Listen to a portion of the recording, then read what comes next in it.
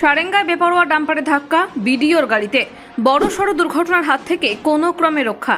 দুর্ঘটনায় হালকা আহত সারেঙ্গার বিডিও তমালকান্তি সরকার।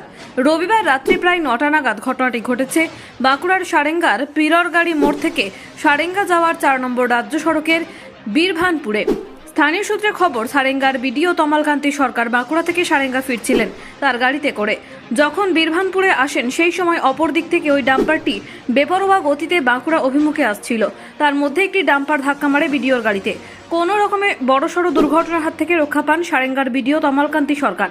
ক্ষতিগ্রস্ত হয় বিডিওর গাড়ির সামনের অংশ, হালকা চোট পান বিডিও। তবে চালকের কিছু হয়নি বলে প্রাথমিকভাবে জানা গিয়েছে। ঘটনার খবর পেয়ে সেখানে দ্রুত পৌঁছায় সারেঙ্গা থানার পুলিশ। পুলিশ বিডিওকে উদ্ধার করে নিয়ে যায় চিকিৎসার জন্য সারেঙ্গার একটি বেসরকারি নার্সিংহোমে। চোট তেমন গুরুতর না হওয়ায় প্রাথমিক চিকিৎসার পর তাকে ছেড়ে দেওয়া হয়েছে বলে জানা গেছে। অন্যদিকে এই ঘটনায় একটি ডাম্পারকে পুলিশ আটক করেছে বলে জানা গেছে।